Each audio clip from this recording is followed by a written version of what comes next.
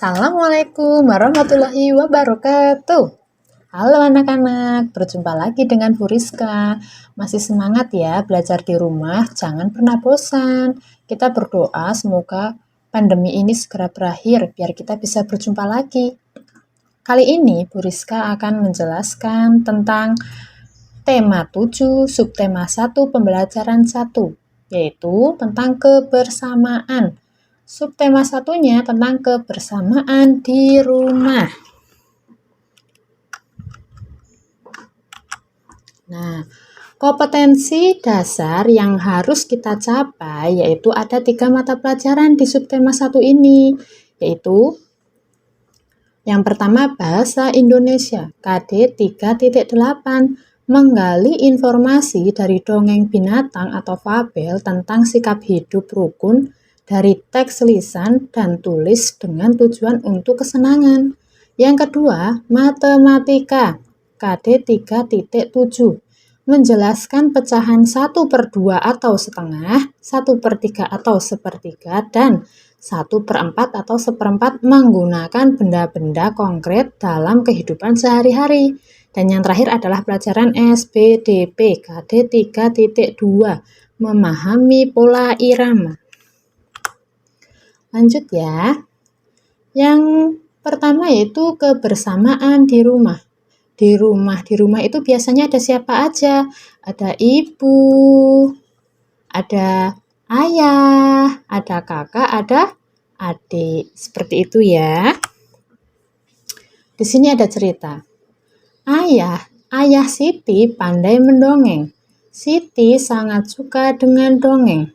Hampir setiap minggu ayah Siti mendongeng. Seusai mendongeng, ayah Siti menceritakan isi dongeng. Banyak sekali contoh yang baik dalam dongeng. Nah, salah satunya yaitu ayah Siti bercerita tentang dongeng tikus dan ular. Kecerdikan menumbuhkan kebaikan. Di sini Bu Guru bacakan ya. Di sebuah gurun pasir, hiduplah ular dan tikus pasir. Sebenarnya sang ular sangat ingin memangsa tikus, sedangkan tikus berusaha mencari akal agar ular tidak lagi berniat memangsanya. Saat itu sang ular sangat lapar, padahal ia sedang tidak mempunyai sedikit pun makanan. Sedangkan tikus yang berada tidak jauh dari sang ular sedang asik melahap makanannya. Sang ular merasa tidak senang melihat kelakuan tikus. Ular, dengarkan ucapanku, wahai tikus yang angkuh. Aku pasti akan mendapatkan tubuhmu yang mungil dan lezat itu. Tikus menjawab, hai ular, berusaha dan bekerjalah. Jangan hanya berani mengancam. Kalau hanya mengancam, seekor semut pun bisa. Sang ular marah mendengar ejekan tikus. Ia lalu kembali ke sarangnya dengan perut yang lapar, sedangkan tikus masih lahap dengan makanannya. Waktu terus berjalan, tetapi ular tidak juga menemukan makanan. Ia juga enggan untuk keluar dari sarangnya. Sementara itu, tikus sudah lelap dalam sarangnya. Ular yang masih dalam keadaan lapar segera mengendap-endap mendekati sarang tikus meski ia masih sangat kesal terhadap tikus. Dan kini ular telah berada di sisi tikus yang sedang tidur pulas. Ular, hei tikus, aku sudah berada di sebelahmu dan siap untuk menyantapmu. Tikus segera terbangun dari tidurnya. Sambil berpura-pura menguap, ia mulai memutar otak agar bisa lolos dari cengkraman sang ular. Tikus, tunggu dulu ular, sahabatku.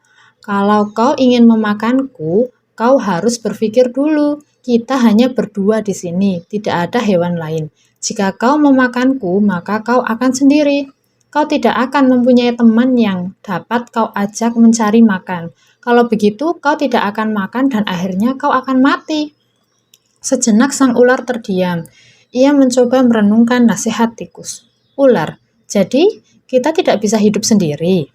Tikus, tentu. Bukankah kita bisa berteman dan tentunya kita dapat mencari makan bersama? Bukankah itu lebih menyenangkan daripada nantinya setelah kau memakanku, kau hanya akan hidup sendiri? Ular mengangguk tanda mengerti. Tikus pun memaafkan ular. Mereka tersenyum bahagia, kemudian beranjak mencari makanan bersama-sama.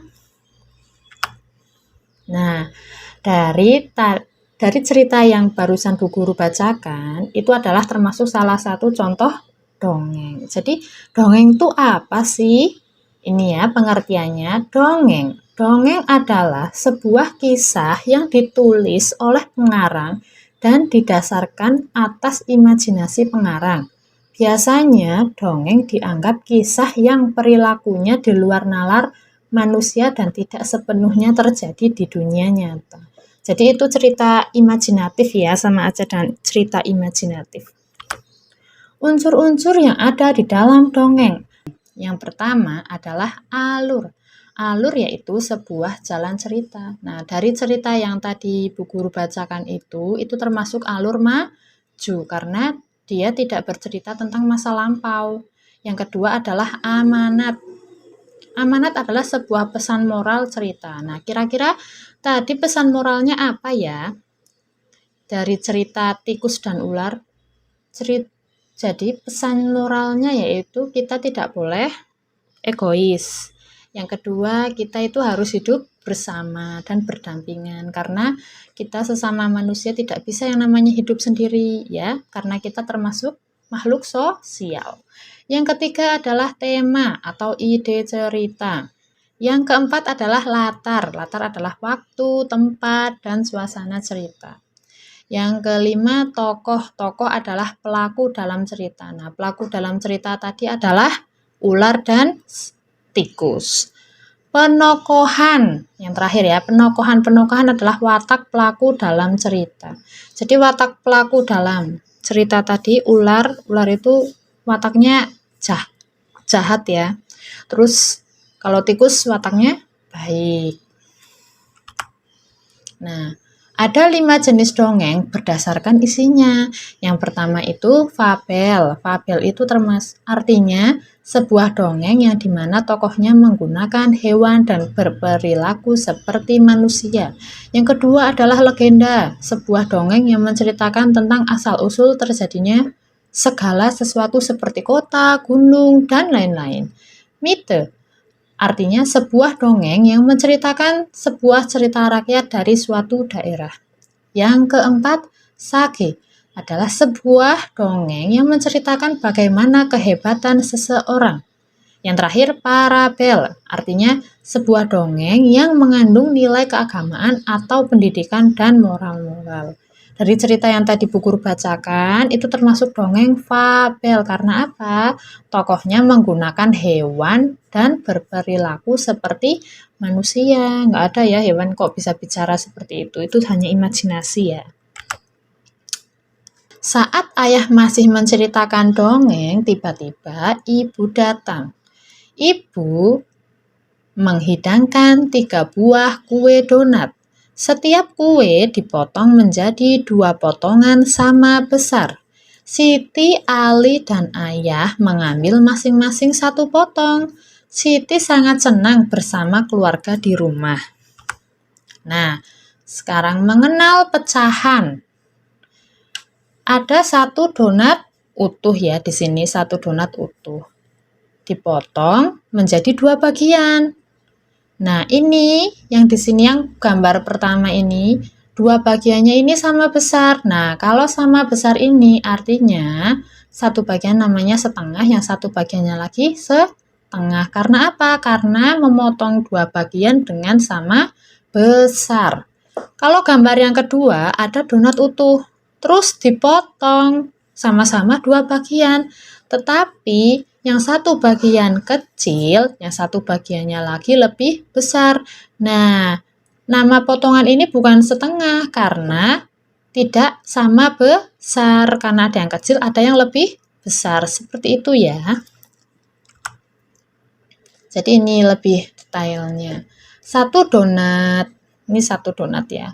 Dipotong 2 bagian sama besar. Nah, kalau sama besar ini namanya setengah.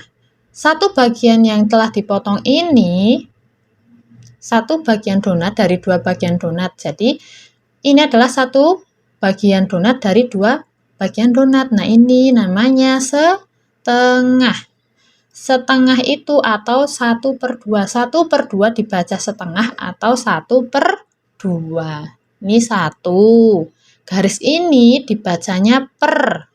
Bawahnya angka 2, berarti 1/2. Misalkan ada angka tulisannya 1, yuk garis bawah, bawahnya garis angka 3. Berarti dibacanya 1/3. Karena bawahnya juga 3, jadi tergantung. Atasnya misal angka 2, bawahnya 3, berarti 2/3. Seperti itu ya. Di dekat rumah Siti terdapat pos penjagaan. Di sana terdapat kentongan. Kita dapat membuat bunyi kentongan bervariasi. Bunyi yang teratur berulang disebut birama. Jadi birama adalah bunyi yang teratur dan berulang. Membedakan bunyi kuat dan bunyi lemah. Yang pertama adalah kamu mempraktekkan, coba tangan kamu memukul meja. Kayak gini. Nah, itu keras ya, duk itu bunyinya. Yang kedua ini gambar kamu tepuk tangan. Nah, yang memukul meja itu termasuk bunyi kuat. Dan yang kedua, yang menepuk tangan itu termasuk bunyi lemah. Jika dua bunyi di atas dibandingkan, maka bunyi 1 lebih kuat daripada bunyi 2. Coba Bu Guru praktek ya. Yang pertama yang Bu Guru memukul meja. Yang kedua, tepuk tangan. Nah, lebih keras mana? Lebih keras yang memukul meja, gitu ya. Cicak, judulnya Cicak, ciptaan A.T. Mahmud. Nah, di sini Bu Guru akan mencontohkan gerakan memukul meja sama bertepuk tangan. Jadi, kalian membuat birama secara beraturan. Kan lagunya gini ya, kalau ini tanpa birama. Cicak, cicak di dinding. Nah, kan itu tanpa birama. Nah, sekarang Bu Guru contohkan dengan birama. Cicak, cicak di dinding. Nah, seperti itu ya contohnya.